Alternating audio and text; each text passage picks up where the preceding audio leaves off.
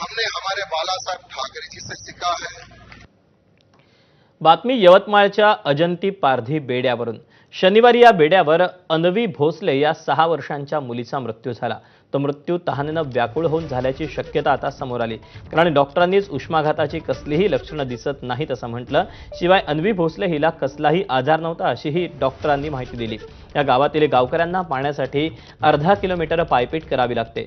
अन्वी भोसले ही 6 वर्षांची चिमुकली सुद्धा काल दुपारच्या दरम्यान डोक्यावर कळशी घेऊन पाण्यासाठी गेली, मात्र परत आलीच नाही। रस्त्यावरच तिचा चक्कर येऊन मृत्यू झाला। टाक्या खाली होत्या, त्याला वाटलं घरी पाणी नाही, पाण्याला गेली तिकडे रोड हापशीपर्यंत ते पंप लावलेला आहे ना गावात गेली, गावातच मृत्यू झाला त्याचा। मग बाकी गावकरी लोक बोले का पाडद्याची पोट्टी मेली। मी धावत गेलो तर जाग्यावरच मेली ते। कशासाठी गेले?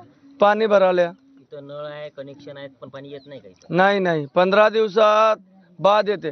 सदर मुलीचा जो मृत्यू झालेला आहे हा अनपेक्षितपणे झालेला असल्याचं आहे समजा, पण मृत्यूचं निश्चित कारण सध्या कळू शकलेलं नाही। कारण असं की उष्माघात जर म्हटलं आपण तर तसे काही सिम्पटम तिला पालकाच्या सांगण्यावरून दिसले नाही। आणि बाकी जे आहे जसं साथीचे रोग असेल किंवा असे काही कोणताही रोगाचं सदृश्य त्याला लक्षणं तिला दिसली नाही।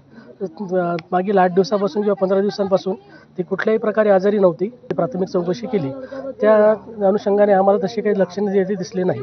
सनस्ट्रोकमुळे लेबल आपण तसं करू शकत नाही। भारताची ऑलिम्पिक पैलवान विनेश फोगाटनं भारतीय कुस्ती महासंघाचे माजी अध्यक्ष ब्रजभूषण शरण सिंग यांच्यावर पुन्हा एकदा आरोपांची तोफ